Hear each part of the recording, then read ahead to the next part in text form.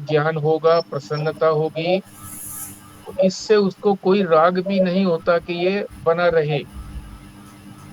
और जब दुख होता है, मूढ़ता आती है, तो उसको ये नहीं होता कि ये छूट जाए, मेरे से परे हो जाए, ऐसा नहीं होता। ये स्थित प्रज्ञ के चिन्ह बताए हैं, लिंग बताए हैं। चिन्ह कहो, लिंग कहो, लक्षण कहो। आज जो है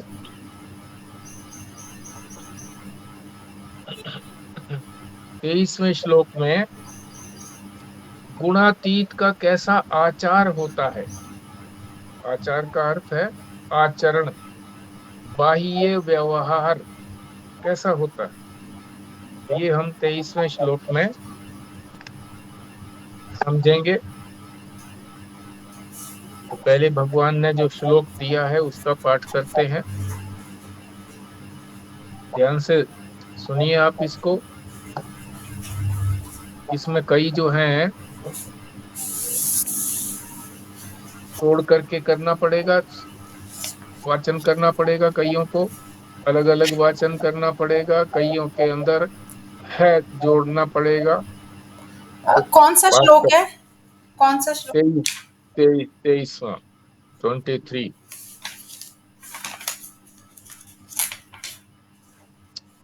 हाँ जी, मैं पाठ करता हूँ। उदासीनवत आसीनः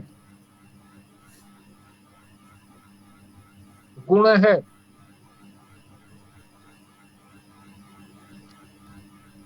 यह न विचाल्यते, गुणा वर्तन्ते इति एव यो अवतिष्ठति न इंगते। भारद्वाज साहब। जी। उदासीनवत आसीन है, गुण यह न विचालते, गुणा वर्तन्ते इति एव यह यो यो अवतिष्ठति न इंगते। भल्ला जी। जी। उदासीनवत् आसीनो आसीनः गुणा या न विचाल्यते, गुणा वर्तन्ते इति एव यो अवितिष्ठति न इंगते। बिमला जी।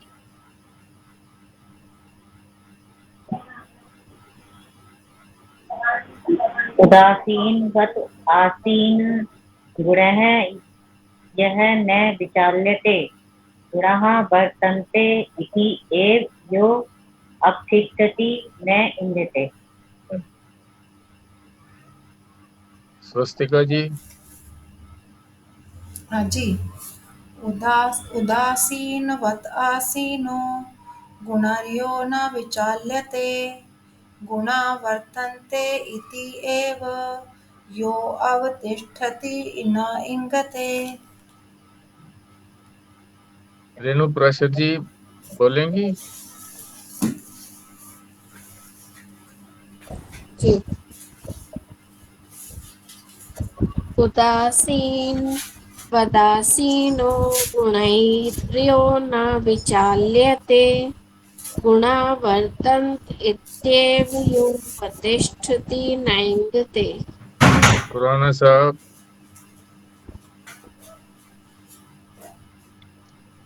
उदासीनवत् आसीन गुणे या न विचाल्यते, गुणा वर्तन्ते इति एव या अवतिष्ठति न इंगते।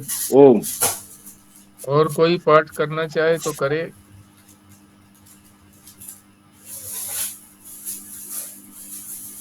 ठीक है, अर्थ समझ लेते हैं। उदासीनवत का अर्थ है उदासीन की तरह से।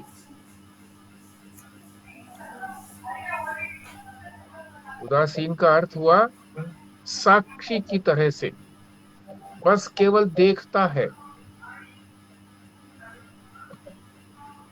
निष्पक्ष रहता है।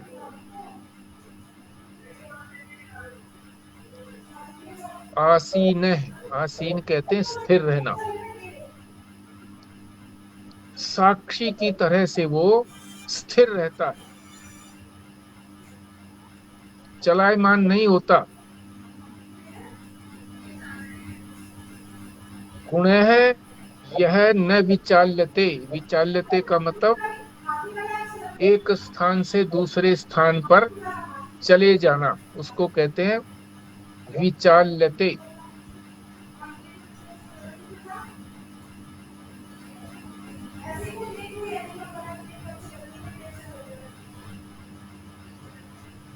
गुणों के द्वारा वो विचलित नहीं होता, अपने स्थान पर ही स्थिर रहता है। ये पहली पंक्ति का अर्थ हो गया।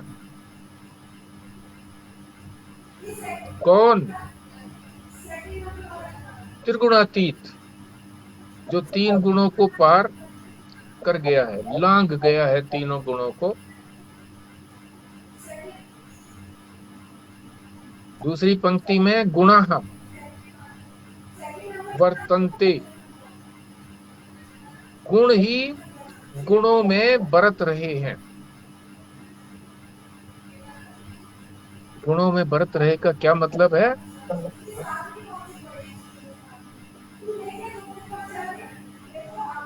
गुणों से ही बने हुए। कौन बरतता है? हमारे जो कर्ण है ना, हमारी इंद्रियां, मन, बुद्धि आदि, ये यंत्र हैं।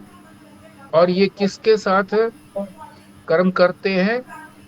विषयों के साथ, पदार्थों के साथ।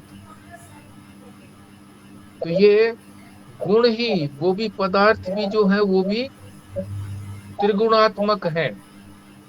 और ये जो बने हैं अंग, ये भी तीन गुणों वाले हैं, त्रिगुणात्मक है।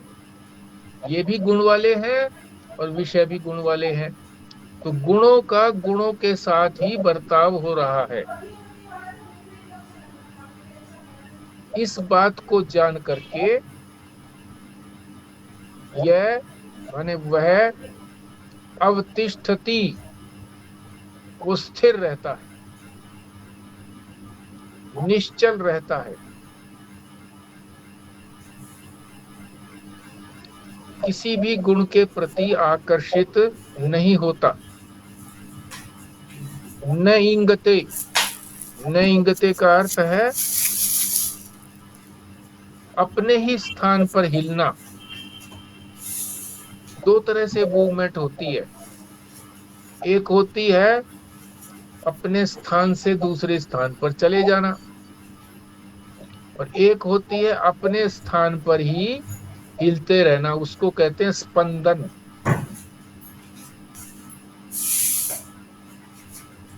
तो ना तो उसको स्पंदन होता है किसी तरह का, मन में कोई भाव नहीं आता, बाहर प्रकट नहीं होता। बाहर प्रकट हो तो फिर एक स्थान से दूसरे स्थान पर जाए। स्थान का मतलब गुण, सत्व गुण हुआ तो उसको अच्छा लगा, और वो कहता है कि ऐसा ही सत्गुण बना रहे। तो ये हो गया चलन, विचालन। और फिर प्रसन्न तो होता है, भाव तो होता है, पर उससे कोई उसको वैल्यू नहीं देता।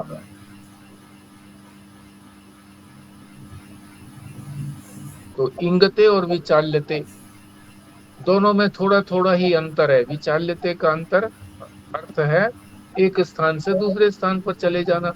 अगर सत्व गुण में है और रजोगुण आ गया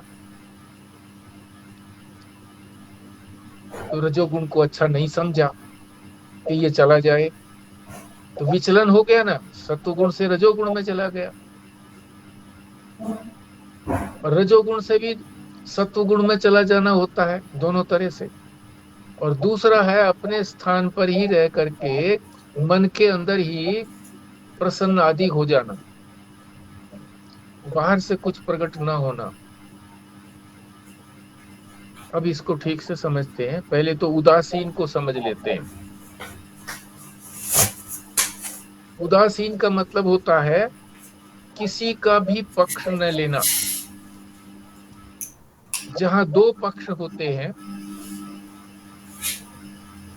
और किसी एक पक्ष के प्रति हमारी ममता होती है, मेरापन होता है,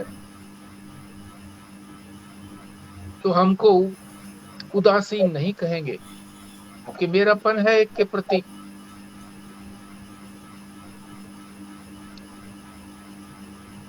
तो ऐसा उदासीन जो है, उस व्यक्ति को गांव में कहीं कोई आपस में मनमुटाव हो, झगड़ा हो, तो उसको बुला लेते।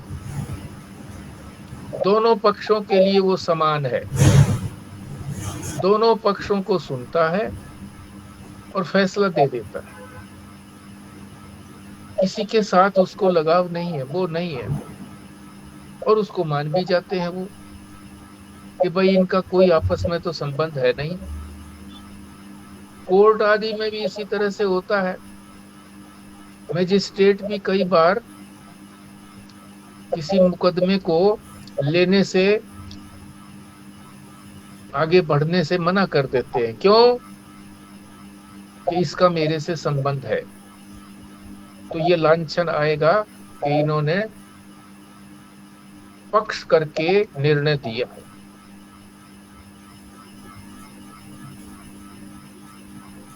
कई बार ऐसा भी होता। इसी चीज को और ठीक तरीके से समझाने के लिए, कोई व्यक्ति ऐसा होता है कि कहीं भी कोई मन मुटाव हो, झगड़ा हो, सबको सुलटा देता है, और उसके घर में, अपने घर में वो नहीं सुलटा पाता, क्यों? वहां किसी न किसी पक्ष के साथ उसकी ममता होती है। हमारे ही पड़ोस में बिल्कुल मुनीम जी एक हुआ करते थे, अकाउंट्स का काम करते थे, सज्जन पुरुष थे, कांग्रेसी थे, बड़े टिप टॉप से रहते थे, बड़े अच्छे ढंग से बोलते थे। तो वो ये कहा करते थे, I am a successful father, कि मैं पिता जो हूं, कामयाब पिता हूं। लड़के थे उनके, कई लड़की भी थी, सारे उनका कहना मानते थे, पर ये कहा करते थे, पर पत्नी के लिए मैं असफल हूं। पिता तो मैं सफल हूं, पर पत्नी के लिए मैं असफल हूं। तो अनपढ़ थी, उसी तरह की बातें करती थी, तो उसके प्रति उनके मन में पक्ष रहता ही था कुछ न कुछ। तो इसीलिए वो ठीक नहीं निर्णय कर पाते थे। जिस पक्ष के साथ हम मैं बुद्धि कर लेंगे, मैं बुद्धि करने को शब्द क्या है इसके लिए? तादात्म्य। मैं ही मान लेना उसको, तो उसकी बात जो है वो गलत भी होगी तो ये लगेगा ठीक है।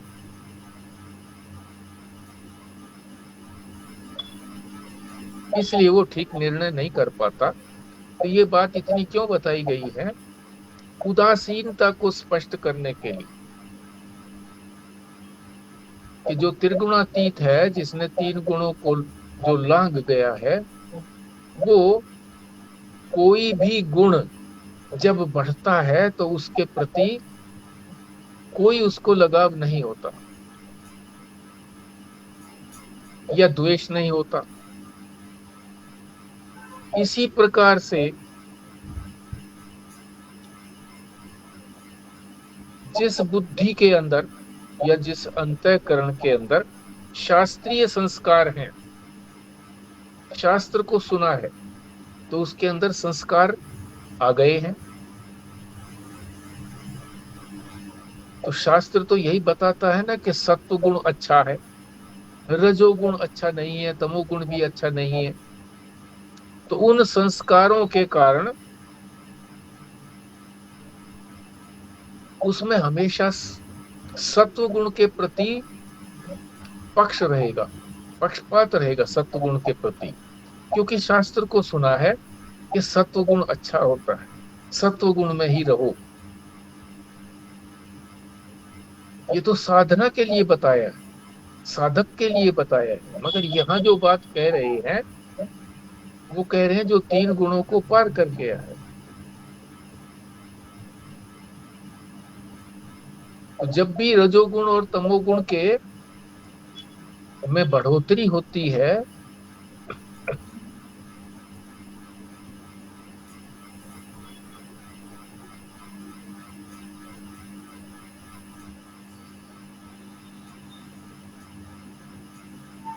उसके प्रति जो है ना वो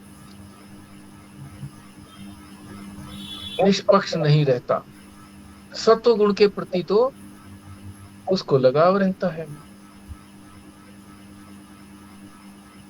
क्योंकि सत्व गुण में ज्ञान भी होता है, सुख भी होता है।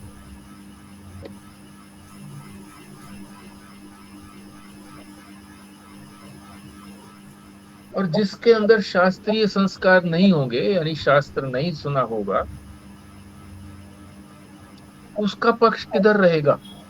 जब उसने सुना ही नहीं है तो क्या वो निष्पक्ष रहेगा? नहीं, क्योंकि उसको रजोगुण अच्छा लगता है।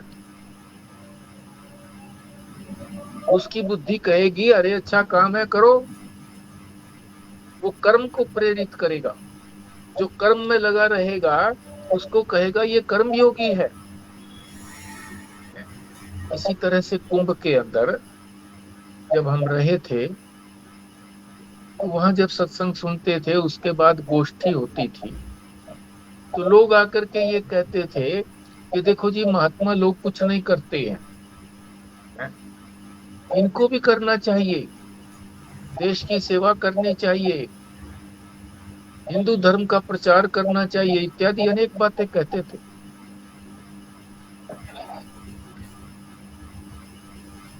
वो ये नहीं देखते थे कि भाई ये कौन से साधु के लिए बात कह रहे हैं, जिसने अपना सब कुछ छोड़ दिया है,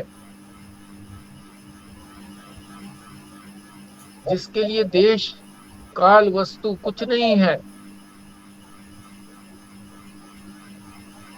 वो कैसे ही इन कर्मों के अंदर लगेगा?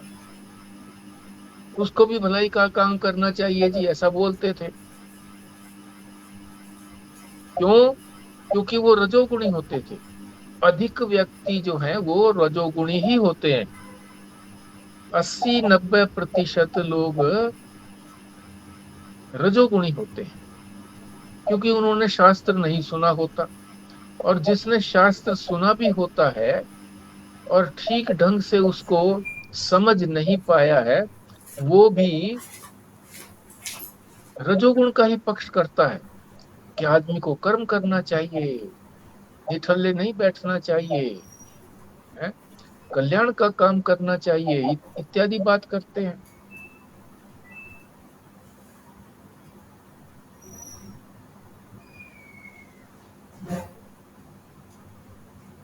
जिसने शास्त्रीय संस्कार जिसके अंदर है, ठीक तरह से शास्त्र को ग्रहण किया है,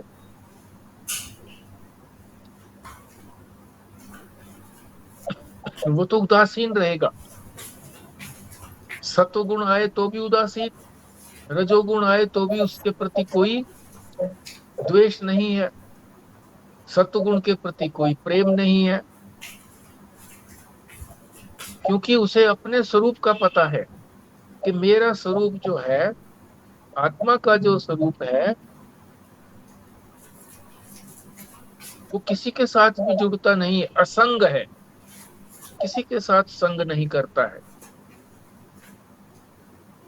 तो वो रजोगुण आएगा तो उसको हटाएगा नहीं, सत्वगुण को आएगा तो प्रसन्न होगा नहीं। सत्वगुण आए तो खुद खुश होकर के ये नहीं कहेगा कि बहुत अच्छा हुआ, ऐसे नहीं कहेगा। और रजोगुण की अगर प्रधानता होगी तो कोई काम में लगेगा, उसको कोई अच्छा नहीं मानेगा कि काम में लगना अच्छा है। क्यों? उसे पता है दोनों एक ही चीज, दोनों ही व्यर्थ हैं।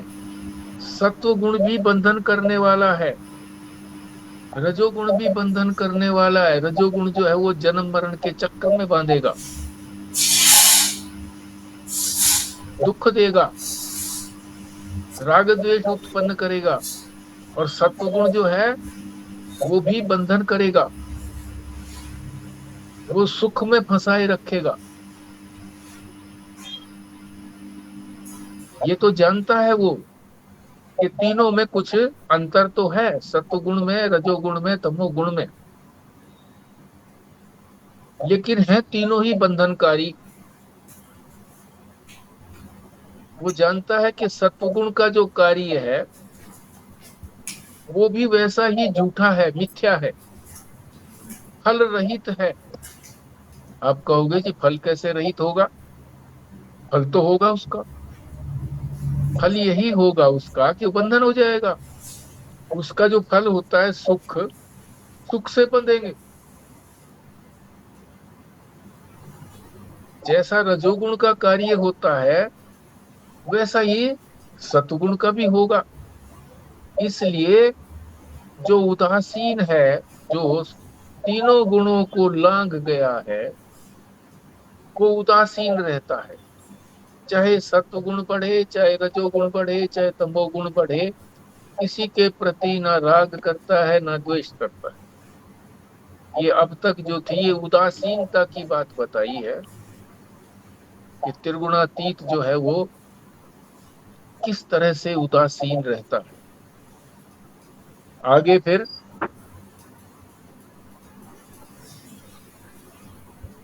ये गुणे न विचाल्यते, गुणों से विचलित नहीं होता। तीनों गुण है ना, सत्वगुण, रजोगुण, तमोगुण, इनसे विचलित नहीं होता। क्यों नहीं होता? विवेक के कारण। उसमें विवेक है। हाँ जी, राम राम जी। हाँ जी, ठीक है। हाँ जी।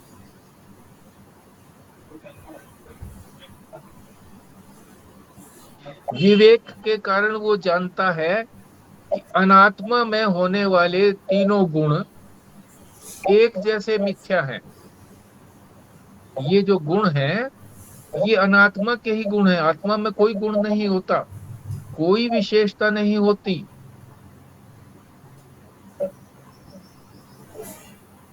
अनात्मा में ही होते हैं सब, तीनों गुण भी अनात्मा ही हैं। और अपने आप को वो जानता है विवेक के कारण कि मैं तो इन सब से भिन्न हूं, अलग हूं। इसलिए वो स्थिर रहता है, विचलित नहीं होता। किसी भी गुण के कार्य को अच्छा बुरा नहीं समझता। उदासीन वत क्यों कहा गया? उदासीन की तरह से क्यों कहा गया? ये शब्द यहाँ पर दिया हुआ है ना, पहले ही पहला ही शब्द है उदासीन वत, उदासीन की तरह। उदासीन नहीं कहा गया, उदासीन की तरह। कैसे? इसका क्या मतलब है?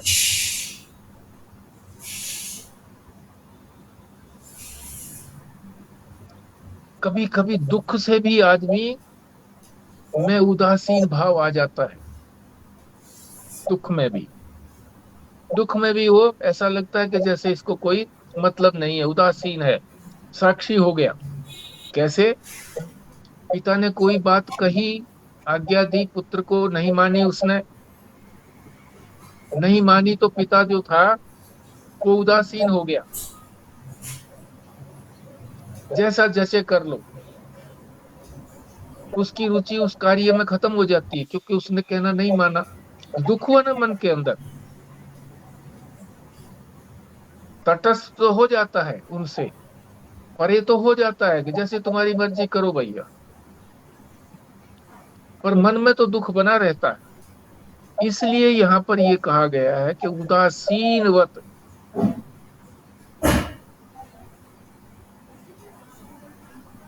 ऐसी उदासीनता भी त्रिगुणातीत में नहीं होती है।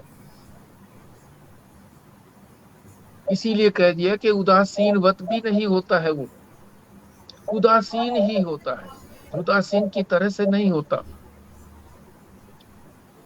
आगे उद, ये जो शुरू में ही शब्द कहा है, इसमें इसको काट छाट करके किया है। उद, उद आसीन, उदासीन ऐसे बोला है ना। उद माने ऊपर उठा हुआ, गुणों से ऊपर उठा हुआ है। कौन? त्रिगुणातीत।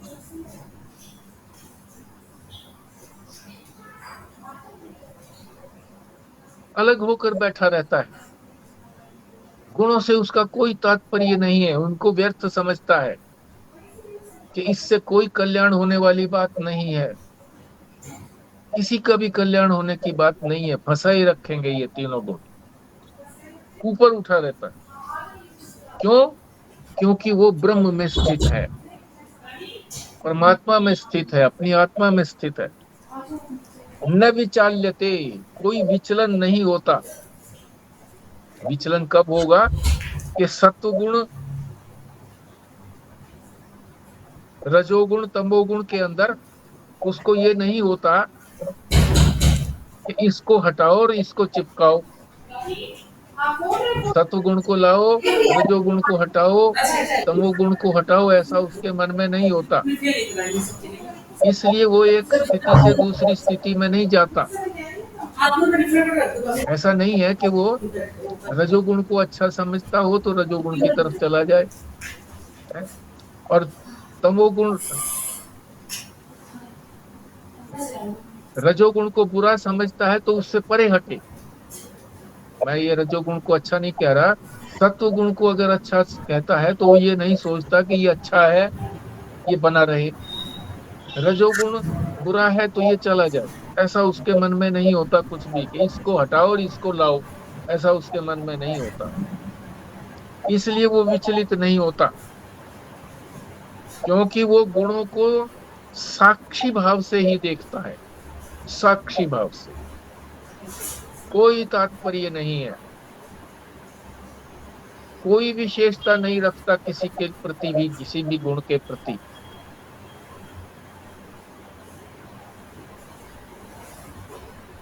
साक्षी का मतलब है केवल देखता भर है, ज्ञान होता है कि क्या हो रहा है, बस ज्ञान हो रहा है उसको क्या हो रहा है। इसीलिए कहा न विचाल्यते, विचलित नहीं होता। क्यों नहीं होता विचलित, ये भी तो समझना चाहिए ना। क्योंकि वो जानता है कि गुण ही गुणों के अंदर बरत रहे हैं। इस बात को भी ठीक से समझ लें। गुण प्रकृति के, ये जो हमारे यंत्र हैं, ये प्रकृति कहो, माया कहो, अविद्या कहो, उससे बने हैं। इनको करण कहते हैं। इंद्रियां जो है ये बहिर्करण हो गए, बाहर के करण, और अंतःकरण के अंदर मन बुद्धि आदि हो गए, अहंकार हो गए। इंद्रियों से लेकर के अहंकार तक ये सारे करण हैं। और जो बाहर विषय है, पदार्थ हैं, ये भी गुणों से बने हुए हैं। पदार्थ भी पांचों प्रकार, तीनों प्रकार के हैं, सत्वगुण, रजोगुण, तमोगुण। जितने भी पदार्थ हैं, सारी पृथ्वी के अंदर, सारे ब्रह्मांड में कोई भी ऐसा नहीं है जो तीन गुणों वाला न हो। ये भगवान ने पहले ही कह दिया था। देवी देवता भी तीन गुणों वाले हैं।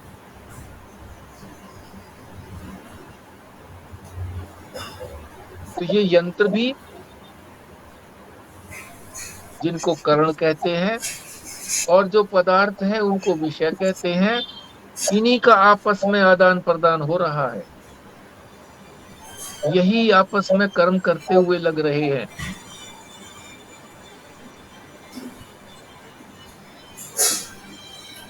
आपको पता है ना कैसे कर्म करते हुए लग रहे हैं?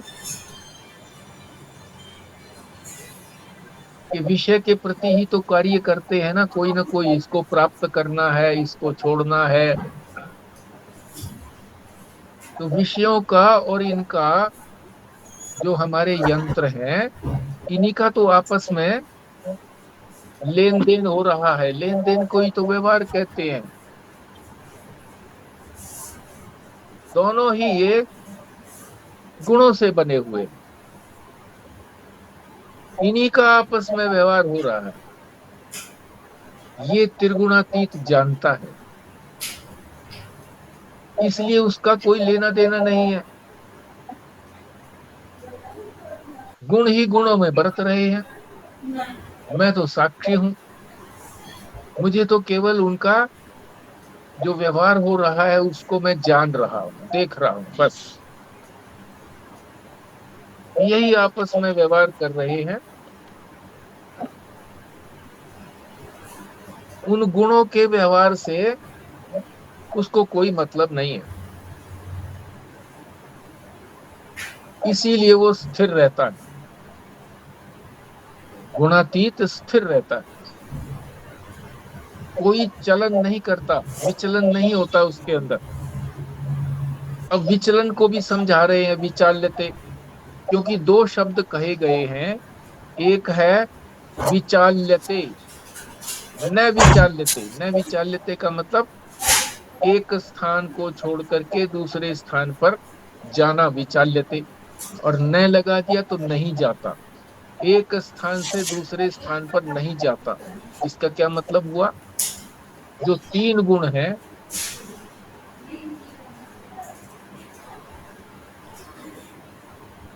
सत्व गुण आया तो अच्छा है, ऐसा नहीं सोचता वो। विचलित नहीं होता कि सत्व गुण आया है तो अच्छा है, रजोगुण तमोगुण आया है तो ये बुरा है, ऐसा नहीं सोचता। नहीं सोचना ही ये उधर जाने वाली बात हो गई ना।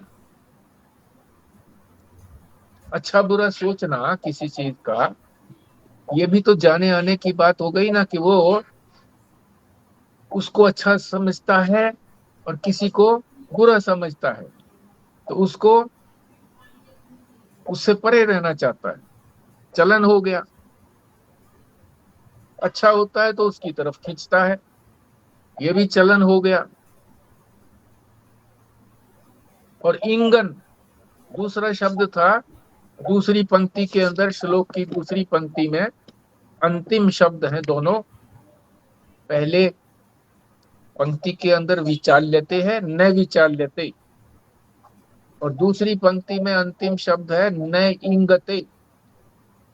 न इंगते, इंगन कहते हैं स्पंदन करना, अपनी जगह पर ही हिलना, इधर उधर चलन नहीं करना।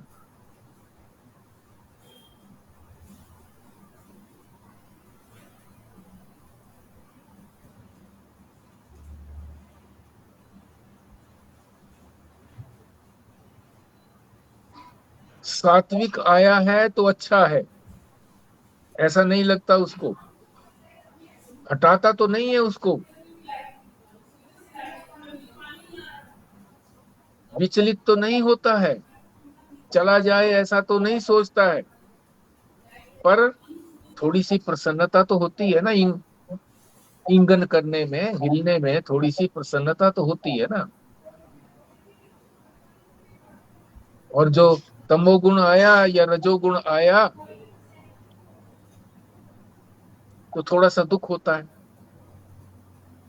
पर यहाँ कहा है न इंगते, उसको प्रसन्नता भी नहीं होती और उसको दुख भी नहीं होता, थोड़ा सा भी दुख नहीं होता।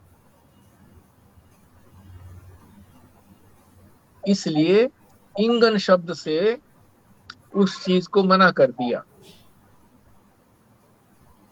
वहां तो चलन बताया था विचाल्यते में, और यहाँ विचाल्यते में नहीं कहा, बल्कि इंगन कहा, कि वो अपने स्थान पर भी नहीं हिलता।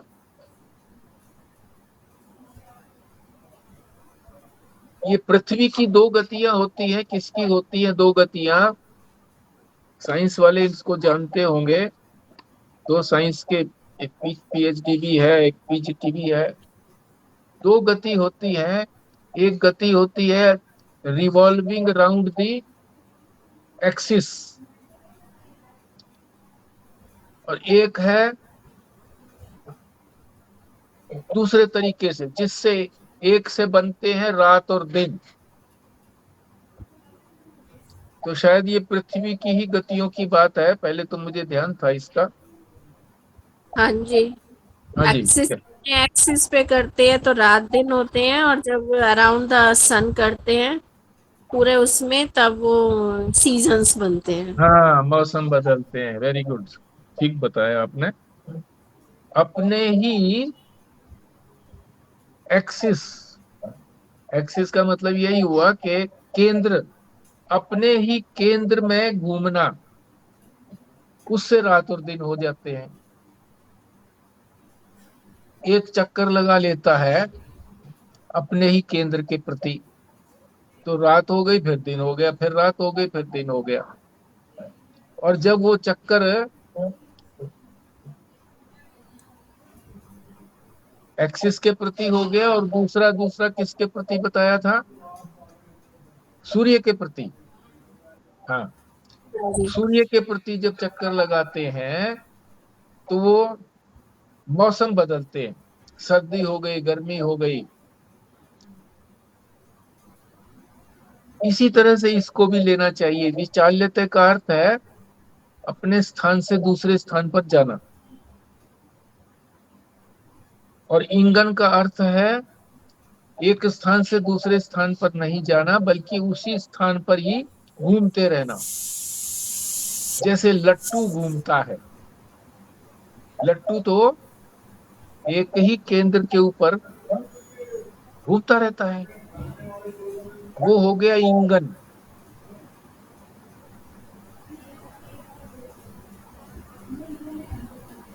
और जब किसी पहिए को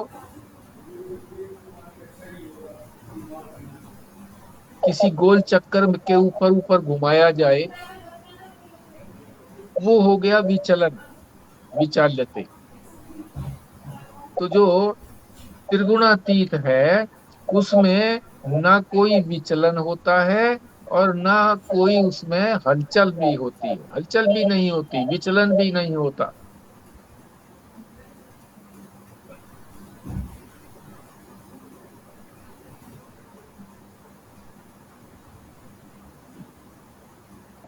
क्योंकि वो जानता है कि मैं तो अधिष्ठान हूं।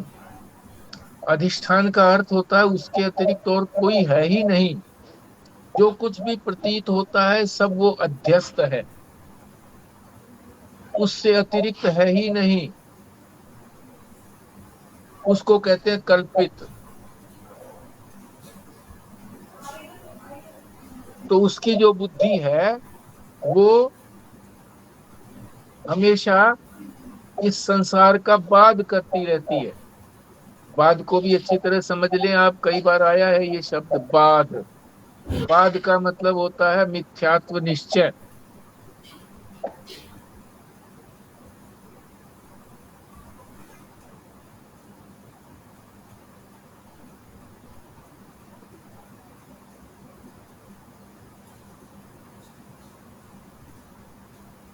वाद का अर्थ होता है निश्चयात्मक, मिथ्यात्व निश्चय। मिथ्या है ये, है नहीं, दिख भर रहा है बस।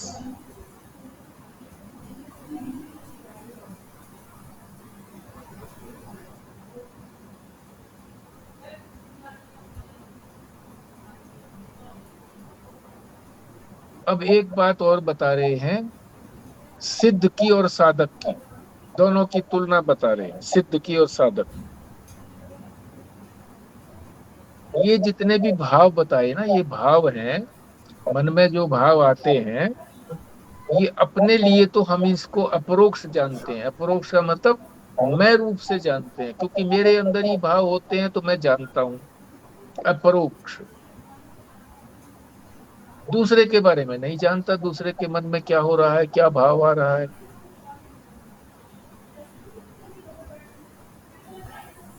दूसरे के तो मुंह को देख करके, उसकी आकृति को देख करके, उसके हाव भाव को देख करके अंदाजा लगा सकते हैं, हम अनुमान लगा सकते हैं।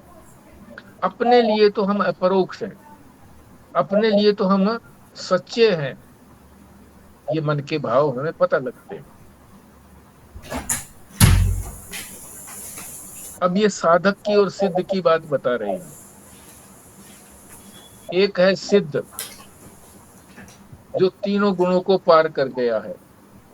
एक है साधक, जो तीनों गुणों से पार जाने का प्रयत्न कर रहा है।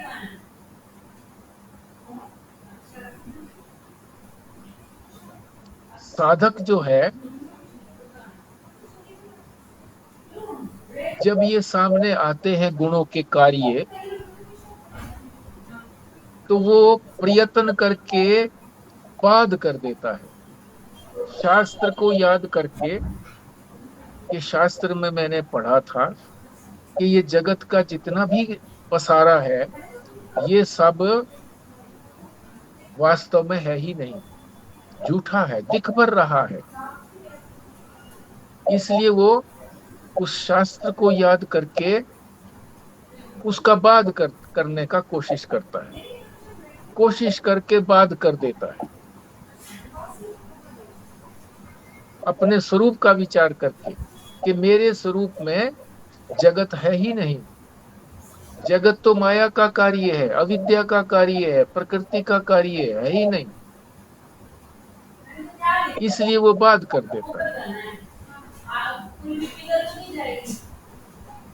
प्रयत्न करके बाध करता है। परंतु जो सिद्ध है, उसने अपने साधक की अवस्था के अंदर इतनी बार संसार का बाध किया है कि अब उसको प्रयत्न नहीं करना पड़ता, तुरंत बाध हो जाता है। बाध का मतलब मिथ्या हो जाता है कि ये है ही नहीं, दिख भर रहा है, मिथ्या तो निश्चय। उसको तो किंचित भी प्रयास नहीं करना पड़ता, सीधे ही जहां देखा संसार को, मालूम पड़ा, तो मन में एकदम आ जाता है कि ये है ही नहीं, दिख भर रहा है। जैसे एक उदाहरण भी दे रहे हैं महाराज जी, फोटो में पिताजी को देखते हैं, पिताजी की फोटो है, तो हमारे मन में ये तो नहीं आता कि ये साक्षात पिताजी हैं, नहीं आता ना, नहीं आता, पता है अभी फोटो है उनकी।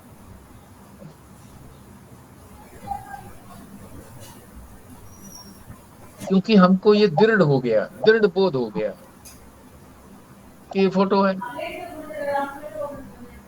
फिर ये बता रहे हैं दूसरी स्थिति, अहमदाबाद के अंदर जो अक्षरधाम है, तो वहां कोई अगर गए होंगे तो उनके जो गुरुजी हैं अक्षरधाम के अंदर, उनकी प्लास्टर ऑफ पेरिस की मूर्ति बना रखी है, और उसमें ऐसा यंत्र लगा रखा है, रिकॉर्ड भी चला रखा है उसके अंदर, कि मुंह तो थोड़ा थोड़ा हिलता हुआ मालूम पड़ेगा, हिलता हुआ, और हाथ भी थोड़ा बहुत हिलता हुआ दिखाई देगा।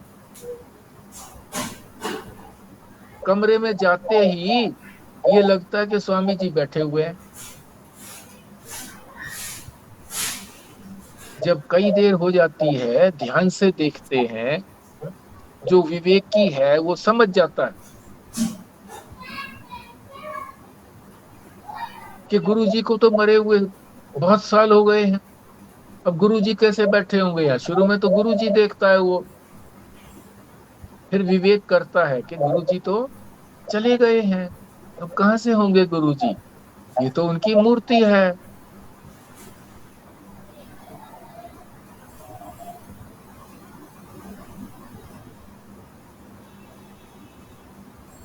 परंतु अच्छा, कुछ जो है ना, कुछ ऐसे भी होते हैं बिल्कुल कि विवेक कर ही नहीं पाते। बहुत सारी औरतें जो है बाहर आकर के कहती, अरे गुरुजी बैठे थे वहां, तो हमने तो गुरुजी के साक्षात दर्शन किए, वो बोल भी रहे थे, उपदेश भी दे रहे थे, बहुत अच्छा लगा हमको, तो आज तो दर्शन हो गए गुरु जी के। उन्होंने कोई विवेक नहीं किया। गांव की औरतें हैं, बस देख करके हाथ जोड़ दिए, मत्था टेक दिया, और कोई फूल पत्र वगैरह कुछ पैसे चढ़ाने होंगे तो अगर वहां पर इजाजत होगी तो चढ़ा भी देते हैं। और जो इस बात को जानते हैं, जिन्होंने रोज ही देखते हैं, या जिन्होंने थोड़ी देर के बाद विवेक कर लिया, उनको थोड़ी देर के बाद पता लगेगा। पर जो रोज देखते हैं उनको कोई भ्रम नहीं होता कि गुरुजी बैठे हैं। तुरंत मन में आते ही कि गुरुजी हैं, ये तो उसके हैं, प्लास्टर ऑफ पेरिस के हैं। तो ये साधक और सिद्ध की बात बताई है कि साधक को प्रयत्न करके इस संसार को झूठा जानना है, उसको कहते हैं बात, मिथ्या तो निश्चय है ही नहीं, प्रयत्न करके। और सिद्ध किसको कहेंगे? जो 3 गुणों को पार कर गया और पक्का दृढ़ हो गया है उसको, कि जो कुछ भी क्रियाएं हो रही हैं, जो कुछ भी भाव आ रहे हैं, वो सारे के सारे इन गुणों के अंदर हैं, और मैं तो गुणों से पार हूं। आत्मा में कोई गुण नहीं है, कोई विशेषता नहीं है। इसलिए उसको तो तुरंत बाध हो जाता है कि ये गलत दिख रहा है, दिख भर रहा है नहीं। और जो साधक है उसको कुछ प्रयत्न करना पड़ता है, शास्त्र की बात को याद करना पड़ता है, विवेक करके फिर वो समझ जाता है कि ये है नहीं। और इस तरह से बार बार बार बार प्रयत्न करके धीरे धीरे वो प्रयत्न, फिर उसको बहुत मामूली सा प्रयत्न करना पड़ता है। एक स्थिति ऐसी आती है कि जब प्रयत्न करना भी नहीं पड़ता। जैसे ड्राइविंग शुरू में सीखते हैं, थोड़ा सा अच्छा चलाना सीख जाते हैं, तो भी उनको प्रयत्न करना पड़ता है, स्पीड बढ़ाने के लिए, घटाने के लिए, गियर बदलने के लिए। कि अब स्पीड ज्यादा हो गई है तो गियर को दूसरे ज्यादा वाले गियर में बदल दो, दूसरे तीसरे गियर में बदल दो, चौथे गियर में बदल दो। परंतु जो एक्सपर्ट हो गया है वो स्वतः ही, उसका हाथ जो है ना, वो गियर के ऊपर सोचना भी नहीं पड़ता, गियर अपने आप ही बदल जाता। तो ये सिद्ध और साधक का अंतर भी बता दिया। सिद्ध जो है यहाँ पर, जो 3 गुणों को पार कर गया है उसको ही कहा है। साधक उसको कहा गया है कि जिसको पता तो है सत्वगुण क्या है, उसका क्या प्रभाव होता है, रजोगुण क्या है, उसका क्या प्रभाव होता है, तमोगुण क्या है, उसका क्या प्रभाव होता है, और वो उस प्रभाव से अछूता रहने का प्रयत्न करता है। पर सिद्ध को कोई प्रयत्न नहीं करना पड़ता, मिथ्या तो निश्चय हो जाता है कि संसार में जो भी कुछ कार्य हो रहा है ये गुणों में आपस में हो रहा है, और ये भी जो हो रहा है ये भी वास्तविक नहीं है। इस 23वें श्लोक में एक तो उदासीन की बात बताई कि उदासीन किसको कहते हैं? जो किसी भी पक्ष के, किसी का भी पक्ष न करे। तो यहाँ पक्ष किसके करने की बात आएगी? सत्वगुण का पक्ष करे और तमोगुण का पक्ष ना करे, तमोगुण या रजोगुण का पक्ष ना करे, इन दोनों का सत्वगुण का पक्ष करे, उसको कहते हैं पक्ष वाला। पर जो त्रिगुणातीत है वो किसी प्रकार का भी पक्ष नहीं करता, उदासीन रहता है। चाहे सत्वगुण आए, चाहे रजोगुण आए, तमोगुण आए। रजोगुण तमोगुण को इकट्ठा ले लिया है, सत्वगुण को अच्छा बताया है, रजोगुण को और तमोगुण को अच्छा नहीं बताया है। कोई पक्ष नहीं करता है सत्वगुण के प्रति भी और रजोगुण और तमोगुण के प्रति भी कोई उसको बुरा नहीं कहता,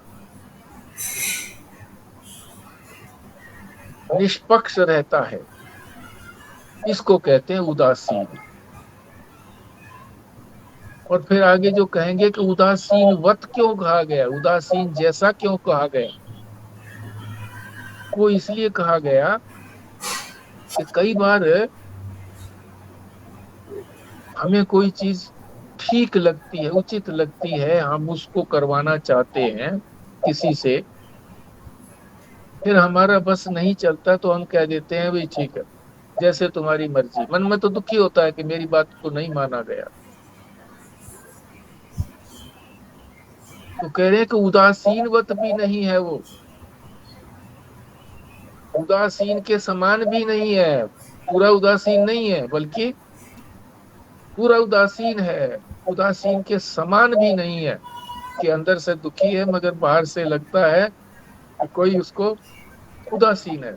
कह दिया उसने जो मर्जी है तो करो, तुम जानो तुम्हारा काम जाने, ऐसा बोल दिया। तो ये उदासीन वद की आ गई बात, विचाल्यते की बात आ गई थी, विचलित नहीं होता, चाहे रजोगुण आए, चाहे सत्वगुण आए, चाहे तमोगुण आए, उसमें कोई विचलन नहीं होता, मन में कोई भाव नहीं आता, किसी कोई प्रतिपक्ष नहीं होता, किसी को हटाने का मन नहीं होता, किसी को अपने पास लाने का मन नहीं होता। फिर आगे क्यों नहीं होता, क्योंकि वो जानता है कि गुण गुणों में बरत रहे हैं। गुण और गुण कौन से हो गए, दोनों ही गुण हैं, दोनों ही गुण के कार्य हैं। एक तो गुणों से हमारा शरीर बना है, शरीर इंद्रियां मन बुद्धि, तो इसमें सूक्ष्म शरीर को, जिसके अंदर इंद्रियां हैं, 5 ज्ञानेंद्रियां, 5 कर्मेंद्रियां, मन और बुद्धि, अहंकार, ये सारे के सारे करण हैं, ये कार्य करते हैं। और किसके लिए करते हैं, इसके मतलब किस पर कार्य करते हैं, विषयों पर, पदार्थों पर, पदार्थों को बनाना, बिगाड़ना, संवारना, कुछ भी कार्य करना, विषय यानी पदार्थ, वो भी तमोगुण के, वो तमोगुण के बने हुए हैं, गुण के ही बने हुए हैं, चाहे तमोगुण हो। शरीर भी हमारा तमोगुण है, स्थूल शरीर, मगर सूक्ष्म शरीर जो है, इंद्रियां मन बुद्धि चित्त अहंकार, ये सूक्ष्म शरीर जो है ये तमोगुणी नहीं है, इसमें कर्मेंद्रियां रजोगुणी है, प्राण भी रजोगुणी है, और ज्ञानेंद्रियां और अंतःकरण ये सत्वगुणी है। तो है तो ये भी गुण के ना, गुण के ही ये यंत्र हैं, गुणों से बने हुए यंत्र हैं जिनको कर्ण कहते हैं। और वो जो विषय है वो उन्हीं के साथ आपस में लेन देन हो रहा है, व्यवहार हो रहा है, इसलिए वो अपने आप को अलग जानता है। और फिर वो विचलन की बात को दो तरीके से बता ही दिया कि जो अपनी परिधि एक्सिस के प्रति घूमता है उसको कहते हैं इंगन, और जो एक स्थान से दूसरे स्थान पर जाता है उसको कहते हैं विचाल्यते। तो दोनों प्रकार का ही उसमें नहीं होता, ना विचलन होता ना इंगन होता। और फिर सिद्ध और साधक की बात बता दी, इस साधक जो है वो प्रयत्न पूर्वक इस संसार का बाध करता है, और सिद्ध जो है वो स्वतः ही दिखते ही बाध हो जाता है। ठीक है जी, अब आप चलिए, आपने कुछ बोलना है।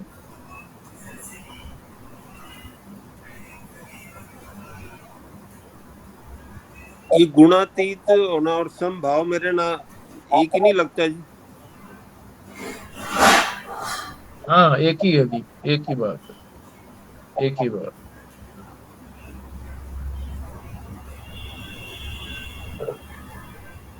ठीक बात है।